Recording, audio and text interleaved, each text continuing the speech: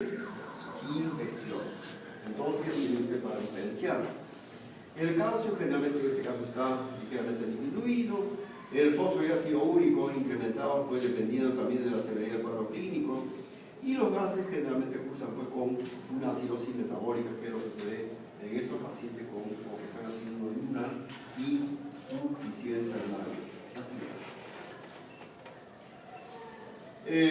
Actualmente, cada día se está utilizando más a la cistatina como una sustancia química para hacer la depuración de la creatinina. Porque todavía, a pesar de que la creatinina no se reabsorbe, pero sí hay pequeñas cantidades que todavía esto se puede absorber, de tal manera que el dosaje de la cistatina C se le está dando mayor importancia, pero el costo es un poco mayor, pero es un poco más específico, ¿no? La depuración de la cistatina C, caso que uno quiera evaluar mejor la función de hipoglobulinar, ¿no? Entonces es un inhibidor de la proteasa de cisteína que se sintetiza prácticamente por todas las células del organismo. Entonces, las células epiteliales, las endoteliales, que también producen, sirve pues de un excelente marcador para ver la capacidad de filtración glomerular. No hay una relación con el sexo, la raza o la masa muscular, y es filtrado en el 99% de los glomérulos y no son reabsorbidos como pasa en pequeñas cantidades de la creatina, ¿no? De la creatinina. La siguiente. Los índices sugeridos para el diagnóstico diferencial entre una lesión de origen prerrenal y la insuficiencia por necrosis tubular, usted tranquilamente puede acá deducir la osmolaridad, cómo estará pues en la prerrenal, que está por encima de 500 miliopoles, ¿no? ¿Por qué? Porque acá no hay alteración de las células epiteliales de tal manera que lo que va a filtrar se va a concentrar. Lo que no pasa en la necrosis tubular aguda, por una disminución de todas maneras de la osmolaridad, y este es un buen dato también para hacer el diagnóstico diferencial. El sodio, menos de 20 miliequivalentes por litro en el caso de la lesión prerrenal. ¿Por qué? Por la poliuria. Entonces ya no hay una buena filtración a nivel glomerular y por ende también puede haber una disminución del sodio. Ustedes saben que el sodio, prácticamente el 85% resuelve silina a través de los tubos contorneados proximales. Y en la necrosis tubular aguda pues estará por encima de 40 miliequivalentes. La diferencia consciente entre la U y la creatinina, que habíamos dicho, es mayor de 20 contra 1 en la prerrenal, de 10 a 15 en la necrosis tubular aguda. En el examen de orina, en las lesiones prerrenales, generalmente son normales, pueden haber pocos cilindros, pero más estos cilindros que vamos a encontrar van a ser cilindros de células epiteliales, o sea, van a haber cilindros de células epiteliales que no tienen por mayor implicancia o importancia desde el punto de vista clínico. Pero en cambio, en una necrosis tubular aguda sí, como consecuencia de la isquemia y de la necrosis, podemos encontrar cilindros granulosos, podemos encontrar un incremento mayor de cilindros de células epiteliales. El índice de falla renal en la PRE será menor de 1 y en el caso de la necrosis tubular va a ser mayor de 1 como consecuencia de la lesión tubular.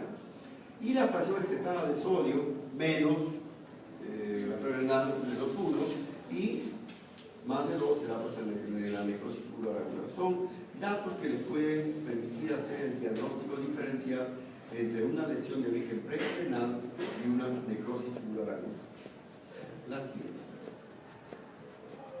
Entonces miren, el asunto de la insuficiencia renal aguda no es como uno piensa que es una enfermedad, no, sino simplemente la consecuencia de problemas de origen pre o de origen intra o de origen post renal, que ya lo hemos mencionado. El síndrome nefrítico se produce generalmente como consecuencia de la alteración esencialmente a nivel de los glomérulos. Pasa lo siguiente. Entonces, el síndrome nefrítico se produce como consecuencia de la presencia de complejos inmunitarios. Y ya saben ustedes que los complejos inmunitarios pueden ser de origen exógeno o de origen endógeno. Lo de origen exógeno está relacionado con la antigenicidad de las bacterias, de los virus, parásitos, micoplasma. No he visto un caso, ni he leído tampoco que los priones puedan provocar eso. Pero entonces estaremos hablando de agentes biológicos, bacterianos o virales. Y los endógenos están generalmente relacionados con problemas autoinmunes, de inmunidad, tienen que decir en este caso pues, al lupus, a la artritis reumatoidea, a la vasculitis, el Hero-Schönlein y todas las alteraciones de origen inmunológico. Bien, la siguiente. Entonces, en este caso, ya, una vez más, el mecanismo patogénico prácticamente está relacionado con la presencia de complejos inmunitarios. Muy bien. Complejos inmunitarios endógenos o exógenos que son los que inducen pues, a la formación de anticuerpos y estos son los que van por la vía de activación de complementos célicos provocar alteraciones a nivel de los capilares y glomerulares. Y la otra sería por la formación de autoanticuerpos contra un autoantígeno alterado o modificado.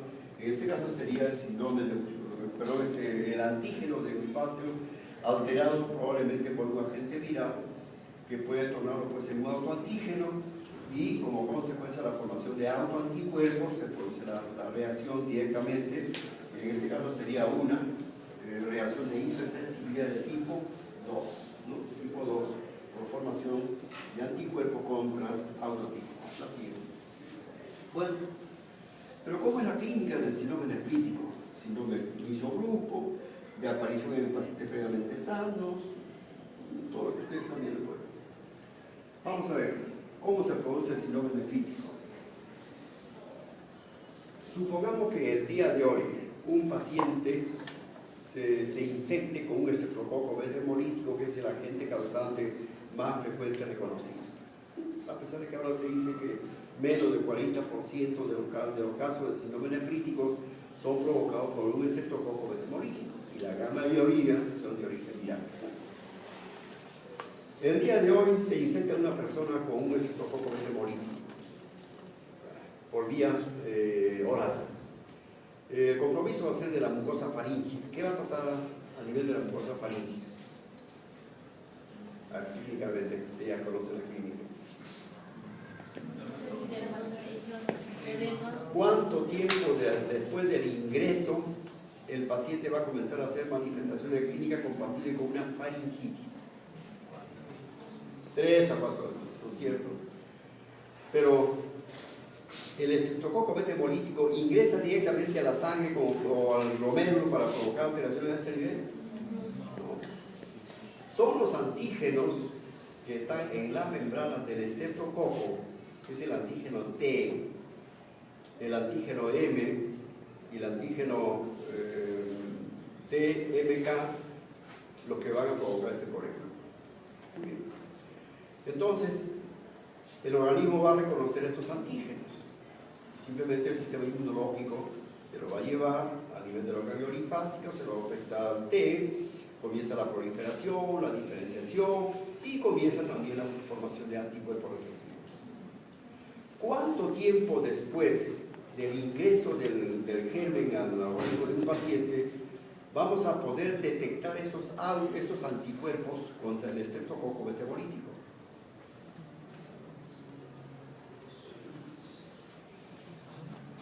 A eso se llama la fase de inducción de la formación del anticuerpo, o el famoso periodo de ventana. ¿Cuántos días después? Entre 8 a 10 días. Esa es la fase, ¿no?, de inducción de la formación del anticuerpo. Muy bien. Todavía en esa fase, mire, estamos hablando de 8 o 10 días, el paciente no va a hacer ninguna manifestación clínica compatible con síndrome nefrítico. Entonces, ¿en qué momento él va a comenzar a hacer manifestaciones clínicas compatibles con un síndrome nefrítico? En el momento en que haya una mayor producción de los anticuerpos. ¿Y en qué fase se produce eso? Entre los 15 días y los 30 días, vamos a poner un promedio de 20 días. Ahí el paciente recién va a comenzar a quejarse de dolor de cabeza por la hipertensión arterial. va a comenzar a sentir sensación de peso de los miembros inferiores por el incremento, por el edema y el incremento de la presión hidrostática intravascular. El paciente puede amanecer soplado de los párpados, nada más, pero no va a haber pues, un edema generalizado como la que vemos en el síndrome de Frost. ¿Qué otra cosa más va a notar el paciente?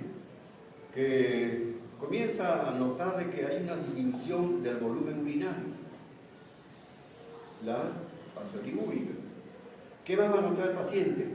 Que la orina, el aspecto de la orina comienza a cambiar. Ya no va a ser de un amarillo ámbar, sino va a ser como agua de lavado de carne debido a la hematuria, ¿no?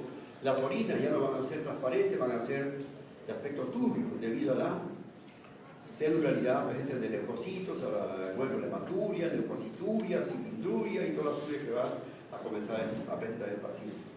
Entonces, miren, la clínica prácticamente va a comenzar a manifestar ya como consecuencia pues, de las alteraciones anatomoclínicas que se van produciendo a nivel de los capilares glandulares. ¿Qué es lo que van a generar los complejos inmunitarios? En primer lugar, los complejos inmunitarios se van a, vamos a poner un término criollo, se van a meter entre las células endoteliales y la membrana basal de los glomérulos. ¿Bien? Entonces, a este nivel puede estimular a las células endoteliales a su proliferación. Y ustedes saben que una de las formas de defensa que tiene el glomérulo frente a una anoxia es con proliferación celular. ¿De acuerdo? Comienzan las células endoteliales, comienzan a proliferar y como consecuencia pues habrá una reducción de la luz de los capilares que finalmente si es que un taponamiento puede terminar provocando una lesión isquémica de esos capilares. Por un lado. Por otro lado, los complejos inmunitarios, ¿qué otra proteína tienden a estimular dentro de los vasos sanguíneos?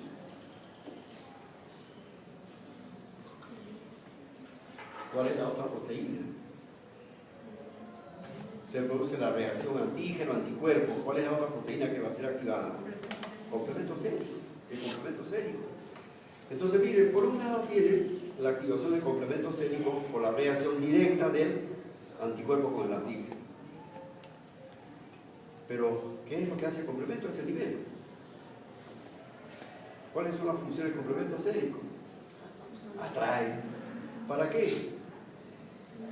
Para que primero eliminen a esos complejos inmunitarios.